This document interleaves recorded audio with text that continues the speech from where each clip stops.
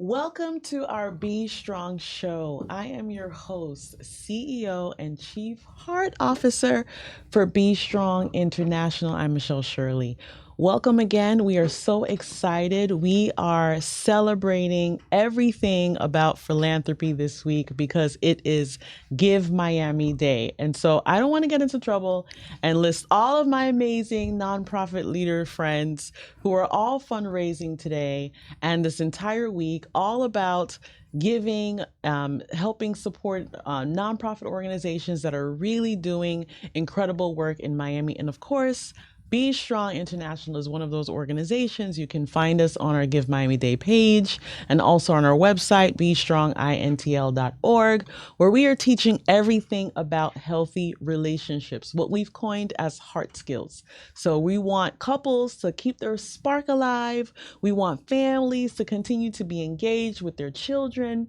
We want young people to know the importance of safe dating practices and so much more. And so visit us again, bestrongintl.org. So today, I have an amazing guest from the Miami Foundation. Her name is Sheryl Saturnino. She's the Community Investment Manager at the Miami Foundation. And so welcome, Sheryl. Thank you so much, Michelle. I'm so happy and so grateful to you and to Be Strong for being able to be here today. I'm so excited. Yes, we're excited to have you. I know there's a lot of buzz that's happening this week with Miami Day. I know it's a lot going on. But before we get into the buzz, I read on your bio, right? You were born in Alaska. So you have to share like this from Alaska to Miami, the transition, growing up there. Please tell us a little bit more about that. Yes. So I love that question. So yes, I was actually born and raised in Alaska. My family is still there, my parents and my sister. Very different from Miami, going from one corner to the next. So I live there. I went to college there. I went to University of Alaska Anchorage. Go Seawolves. I majored in psychology and minored in communications. And then, worked in Anchorage for a little bit. I wasn't even really thinking about philanthropy or nonprofit back then. But yeah, I lived in Alaska until about my early 20s. And then, I kind of had this like desire to get out and to learn more about the world. And so I actually ended up kind of just randomly moving to Austin, Texas. Wow. Didn't know anyone, didn't have a job lined up. I just heard it was a cool place. So I lived there for a couple of years. And then at the time I was also really thinking about, wanting to go back to school. And so I was really looking into going to the Peace Corps. I don't know if the Peace Corps has any more, but they have a program called Masters International where you serve in the Peace Corps and then also go to graduate school and get credit for that service. So University of Miami and University of Michigan had that program. Nice. And I was in between the two, but ended up kind of at the last minute actually choosing University of Miami. So go Canes. Yeah, I am a Cane as yes. well. And so, I came here in about 2014. So I've been here about 10 years already. Got my master's in community and social change. And I just have been here ever since. I didn't think I would actually stick in Miami so long, but definitely still have my connections in Alaska. I try to go visit every year because my family is still there. Of course. And the travel time is how many hours? Oh my, it is at least 2 flights. So Alaska is huge. It's, of course, I think twice the size of Texas. Right. It is, so from here to Seattle is like 6 hours. Seattle to Anchorage is about 4. So it's about a 10-hour flight. Whenever I go back, my jet lag and time is all messed up. It's a 4-hour time difference. But it's always so good to be home, whether it's snowy. It's actually the snowiest November on record in Alaska right now. My mom has been sending a million snowy shoveling pictures and our dog like playing in the snow.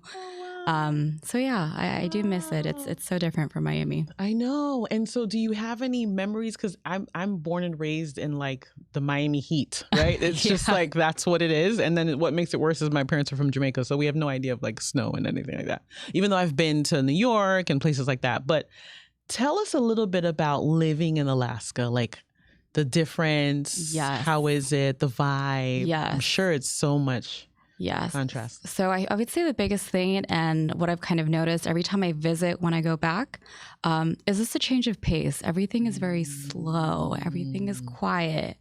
The scenery is beautiful, as you can imagine. We're surrounded by mountains. I know which way is east, west, north. There's no traffic. I don't have to pay for parking. And then, of course, just going back home, it's family, it's home, it's where I grew up. And so, just being there and remembering my roots. Yeah. It's just always so good. Oh, that's so good. That's so good.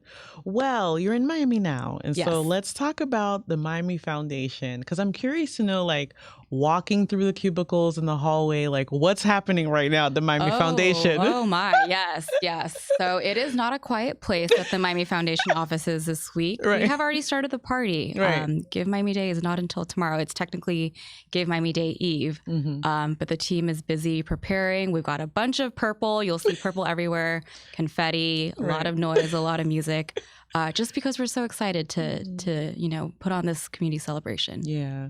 And so give us some backdrop from what you know about Give Miami Day in general, so that people who are watching, because it's alarming to me to know that people still don't know what it is. Yes. And I'm just like, how do you not know about Give Miami Day, right? And so, maybe educate our viewers a little bit about it. Sure. So at its core, Give Miami Day is the single most powerful day of fundraising for a community.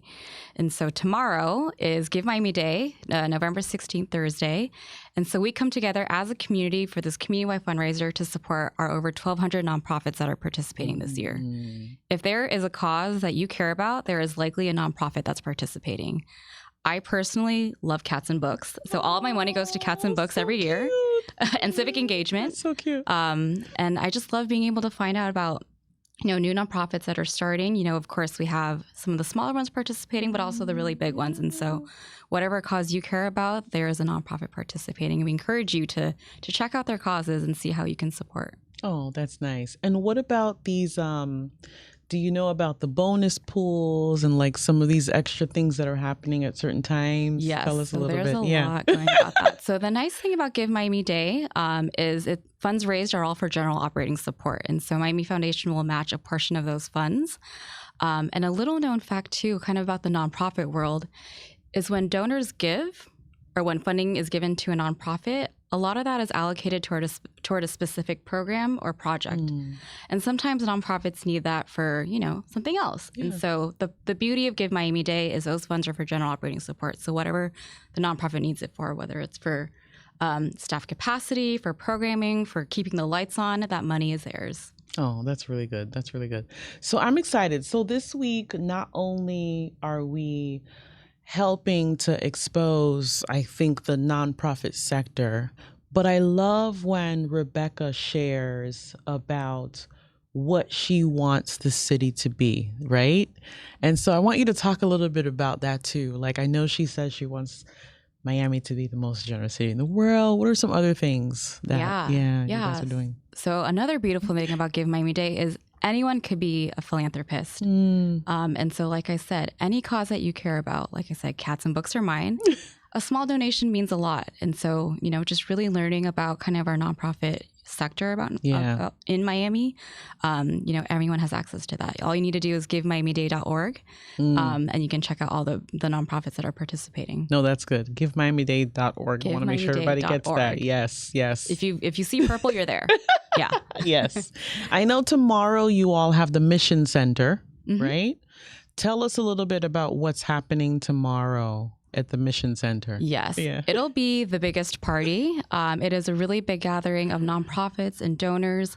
It's a time for all of us to be together. So it'll be the Miami Foundation team, different stakeholders, different politicians, and everyone that's in community, just celebrating this big day of giving. Yeah. No, and that's important. And I love, like I said, every time I hear Rebecca speak, it's so moving because she's really adamant about making sure that no one is forgotten about, that no nonprofit is forgotten about, that no one cause trumps another, right? Even though we move into spaces where sometimes something might be happening in the world and of course dollars shift, but her idea of creating or wanting Miami to be the most generous city in the world is just impeccable. Yes. You know, it's really incredible. And it seems like your team has really gravitated towards that. Oh, yes. Yeah. Definitely. You got that right. Yeah. And Juan used to work with us. And so it's so, yes. Yeah.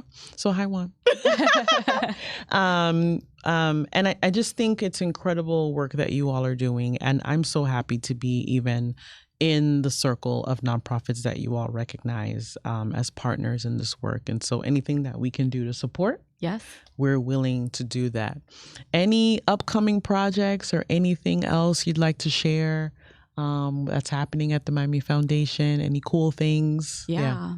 So Give Miami Day is our signature event. And so we're just really excited, for it to happen tomorrow and for everyone to be involved. And so we're just excited to be putting this on again for the 12th year, actually. Wow. 12 years. 12 years. We are 12 years old. That's pretty cool. That's pretty cool. Yeah. Awesome. Okay. And I wanted to ask you too, based on what I've read even about your bio and just how you've moved, taking that leap of faith to even leave Alaska and to move into, this different space and Texas and then moving, of course, to Miami and thriving. What would you even say to someone that is, thinking about taking that leap of faith, that transition into something new? I know for you that was tough. And now even to visit your family and just juggling that and making sure that you're still connected. What would you say to that probably young woman who is thinking about, some of those things? Yeah. Well, number one, it literally is a leap of faith. There is going to be so many emotions and so much fear and so much doubt. But I think, I'm really thinking to when I was really afraid. I was about to leave home. I was about to leave a familiar place. I don't know what is going to happen, what the next chapter looks like.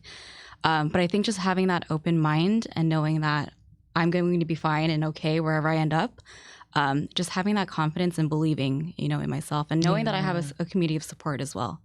Yeah. But no doubt, those feelings are going to arise. Yeah. And you overcame them. Obviously, you're here and you're loving Miami. And hopefully, you stay with us forever in Miami at the Miami Foundation. Yes. Right. So that's great. So, okay. So then from there, we are going to shift to a very fun part of our show called Social Yaks. Yay. So I'm going to ask you, how much does a polar bear weigh? Do you know? Oh, my gosh. Just take a random guess. 1 ton? 1 ton. Nope. Want to take another guess? 700 pounds? I don't 700 pounds? I haven't been close to one. That's why I don't know. Right. So enough to break the ice. Oh my gosh. That is too good. That is too good. So that's our first level of the game right there, breaking the ice with our polar bear level. So I'm going to ask you to pick a card. Okay. And once you pick that card, read it aloud so that our viewers can hear. And then you'll answer the question. Yep. And we'll get to know a little bit more of Sheryl. All right. We're starting with a polar bear who broke the ice? Okay. Yes. All right. What are your hobbies and how did you get into them? Okay, great question. So, many people know that I have become an avid pickleball player in the past couple of years. It is that sport that looks like tennis, right? Badminton, ping pong. I have been playing it for about 2.5 years. It actually erupted kind of around COVID. Oh. And so my boyfriend and I play together. We play mixed doubles. We play in tournaments around the city all the time. Stop this. I've been able to find, a pickleball community, which is awesome. So it's awesome. When the workday ends, I go play pickleball. You feel like you can do this on the side and become pro or something? That would take a lot of commitment. I don't know if I'm there yet. So okay. Because you're saying tournaments, and so I'm like, are you getting money? Are you getting trophies? What are you winning the tournament? I did win a bronze medal on Sunday, this past Sunday, with my women's partner. So it was a surprise. We just played our hearts out. Honestly, You're good to get a medal, my dear friend. Yeah. Yes, wow, good for you. Okay, so anybody want pickleball tips? Yeah. Email Here I am. You got me. Email Sheryl. Yep. All right, we'll keep breaking the ice. Let's pick another one. Yeah. What is your favorite thing about the town you live in? Ooh, that is hard to pick. Okay. So I always tell people that my favorite, I don't know if it's a thing, but I absolutely love the Rickenbacker Causeway, the one that leads to Key Biscayne. I actually used to work in Key Biscayne, so I had the blessing of, in the morning, being able to drive on that bridge. And then, again, in the evening, watching the sunset. So it's like organically a place of community because people, bike there, they run there. Obviously, running over the ocean is beautiful. And so, if I were ever to leave Miami, that would probably be something that I would miss the most is that causeway. And at night. At night. Yeah. Yes, yeah. To see that whole skyline is just beautiful. Yeah, wow. All right. We are going to... Oh, we leveling up? We're actually going to go this way. We're going to get social. Okay. So we're going another level. Okay. What do you do to build self-confidence? Okay. Ooh. That's a great question. Like I mentioned earlier, so I think having a community of support is really important. When we have those moments of doubt or fear or kind of decision fatigue, I'm really lucky to, have people to talk to and say, hey, like, I'm thinking this way about a certain thing. Yeah. Can you kind of get my mind right or get my mind aligned, or am I just crazy? Yeah. So I think having people to really speak truth to who you are is important and to remind you how amazing you are. Yeah. And so that's what I do. I think we need a little bit of that. Yeah. We all need a little bit of that. Yes. Yeah, we all go through those moments of emotion and, indecision and just need someone to say, but you're really great at that. You're really amazing at that, right? I think we're not kind to ourselves as much. We're not as gracious to ourselves as we are to others. Yeah, I was just sharing with my team members the other day. I'm like, man, I give a lot of grace, but I don't give myself grace, and I need to start doing that more. And they were like, yeah. Right? Yeah. So I think at every level we need that. That's really beautiful. All right. Let's question. pick another social card. Yep. Okay. What is the scariest thing you've ever done and why did you do it? So I think I actually have two answers to this question. So I think one is, like I mentioned, leaving Alaska. And just really not knowing what my future was going to look like, what job I was going to get, what field I was going to be. I had my degree, but I didn't really know what to do with it. And so, I think just kind of making that first step of faith, and just kind of being there independently. So that was really scary. Yeah. The second is I went skydiving a couple years ago for my 30th birthday. Wow. Wow. And I am terrified of heights, but I really wanted to, just do it and kind of just, get over that fear. And I had a lot of friends actually join me. So that was cool. How was it? Scary. I don't think I would ever do it again. And don't eat pineapple for breakfast before you go skydiving. So that is give you like a memo like the night before. Don't do this. They should have given us things to eat, maybe toast or something. But oh my god, it was. The scariest part was like coming off of the plane, like getting kind of pushed out. Yeah, pushed out. And just kind of screaming your head off for like 30 seconds. And hoping that the thing doesn't jump. Yeah. But then once we were floating, it actually felt kind of nice. It was actually in the Homestead area. So it was beautiful and a beautiful day. But wow. Oh yeah, skydiving, yeah. Hoping that the chute. Yeah, the parachute, yeah. Oh my gosh. But I think flying up and just the anticipation of actually doing it was so scary. Oh my goodness. So wow. Scary. I want to go back to something that we talked about when you said you left Alaska. How did your family take it? Because that's a big thing, right? That's a big step, right? It's not like, okay, well, I'm gonna go to Canada. You know what I mean? Yeah. Right? So it would have been so much more different if I went to Canada, I think. Right.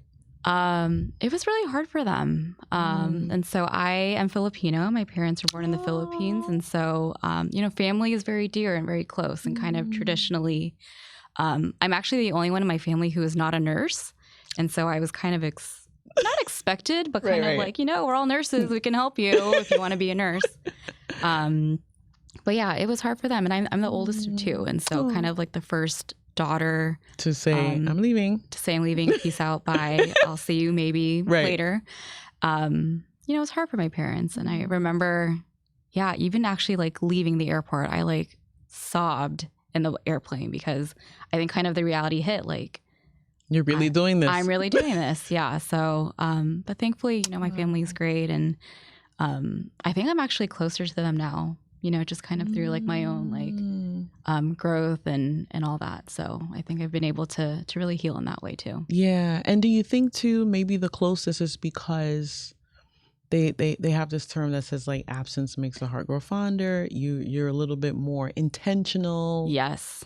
About talking and connecting than you were before when you're together, it's a little bit like, oh, okay, yeah, I'll see you later. Definitely. Yeah. I definitely think that is a reason. Yeah. Those deeper connections are formed and kind of placed on you. Yes. To do it. And I think it comes with like, just growing up as an adult. When you're a teenager, you're kind of rebellious. I definitely was.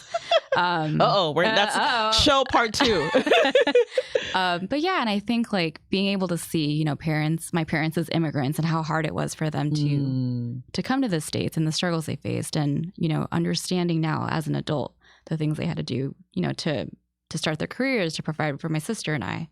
I think I really built kind of that empathy. Yeah. That's really great. Okay. Yeah. Oh, we are going to go a little bit deeper. I know, right? I'm messing up the game, but I had to ask. Yeah. Good question. All right. So we're going to go deeper now. This is a part of the level where we just become a little bit more vulnerable. Okay. And so we're going to learn a little more about Sheryl. So if you want to pick that first card, you can. Okay. Is this a chipmunk? It's a squirrel? Beaver. Oh, it's a cute beaver. I'm going to make sure the camera sees the beaver. What do you admire the most about yourself? Ooh. Oh, wow.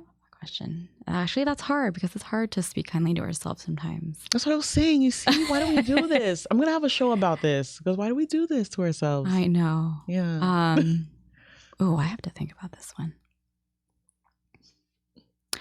So in high school, my senior year, I was voted most friendly. And I think that's a strength I have is I think I see the good of people first. I'm in between an extrovert and introvert. I think COVID actually made me more of an introvert because I used to be so much more loud before. But yeah, I just really love people. And so I'm definitely the person who is kind of an ambassador. Like I love making new friends, meeting new people, asking them their stories. And so I think that is a strength that I have, that kind of emotional intelligence. Yeah, that's good. Good for you. That's awesome. All right. We'll go a little bit deeper with this last one here. Okay. Looking back, was there a turning point in your life? And I think we've answered that a little bit with the moving to Alaska. Yeah. I will say, so around the time that I was kind of deciding to move away, I actually ran in my first full marathon. And the only reason that I ran this marathon... This is the 26... This is like 20... This was... the 26.2 miles. So it was in San Francisco. It was the Nike Women's very well-run marathon. No pun intended. The only reason that I actually did it is because I won the registration randomly at like a raffle. And so I was like, I can't not do it. So I'm forced to like train. And I wasn't even really a runner before. I just kind of did it. I was able to have trainings and things like that. But I think when I finished it, I came out with this strength and empowerment. Like I can do it. Or you can do anything, right? I can do anything. It transferred to like exactly any roadblock. Exactly. I can tackle this. And I think and that was around the time I was leaving Alaska, and so it really kind of gave me that push to be like, you know what, you can do it. You have it in you. Wow. And you do. Oh. Yeah. But not running another marathon again. I'm almost like we're out of time and I want to know like, okay, what was the training like? Like what did you have to pay for the training? Did the training come with the free raffle? Like I'm trying to figure out, because that's a lot to do. So it was actually for the Leukemia and Lymphoma Society. Okay. And so they provided those. I think the training actually came with a raffle. And registrations for big marathons like that are pretty expensive. And so I couldn't let it go to waste, so had to do it, was forced into it. Did your toenails fall off? Because like I hear all these stories about like people who run marathons and like. It was hard. And San Francisco was so hilly, and I was training in Alaska. Probably not enough, honestly. And I remember there was a point in the race. So there's a term in the runner's world, hitting a wall, which usually happens between like, for me, it was happening at like mile 15, honestly. But like miles 20 to like 24 was absolute solitude. There were no cheerleaders. There were no people. There were no speakers or anything like that. So it was really just you. Mental. And, yes, it was very mental. And so, I'm there with, all the other slow runners and looking for someone to just kind of hang on to and be like, we're going to finish this together. And so I really think back to that moment when, when it was hard, but you kept going through it. So. Wow. So good. That speaks a little bit to hard skills, where we talk about emotional fortitude, right? Being able to have that strength to keep going and the endurance to pursue. I love that. Oh my goodness. Okay, so this last part of the game, it's called Use Wisdom. And so the purpose of it is for us to, if I was playing along with you, we've opened up ourselves so much and we've shared so much that we kind of want to seal it with a lot of love and then send Sheryl on her way, right? And so this says, if you were to read it, it would say, if you were to go on an adventure with me, what would it be and why? So if I were to go on an adventure with you, Sheryl, I'm sorry, but you're taking me to Alaska. I was just going to say, that was my answer already. Yeah, okay, good. See, okay. So we're in sync here. You're going to take me to Alaska with you. We're going to do the sled dog thing. We're going to camp in the cabin. Summer, though, when it's nice. Yeah, when it's nice? Yeah. What does nice mean? Like 70s. Okay. I can do 70s. A nice breeze, crisp air, fresh water. Oh my God. And we're going to go fishing. We're going to go fishing. And we're going to go hunting. Yes. And the sun also in the summer doesn't really set until like 1 a.m. So we're going to be awake for a while. If this were to happen, we're out. We're out. If you see her out of office for 3 weeks, that's where we are. That's where we are. Yeah, exactly. If they see that calendar, say I'm not here. That's so cool. Okay, well, this was great. It was so great to have you on the show. Thank you so much for being a part of just everything that deals with philanthropy in Miami as far as Give Miami Day. I think nonprofits really are thrilled about this week, and anything that you need from us to support you. I was able to encourage some smaller nonprofits to do it. Yeah. So I'm really excited. And I'm going to throw them a little bone, on the website, because I really feel like people just need to know that people care these days about what's going on. So if you want to share any last words about where they can find you, or more about Give Miami Day or just Miami Foundation, this would be your time. Sure. Yeah. So definitely Give Miami Day is tomorrow, November 16th. We're showing up for our community who has shown up for us. So please support Be Strong too. They are an awesome organization and had so much fun on the show. So thank you, Michelle. Awesome. Yes. Well, that wraps up our show for today. We are excited that you were able to tune in. Please follow us on all of our social media pages at Be Strong INTL. And always remember that you are very special. You are loved. And we need more community. So we need you. Bye.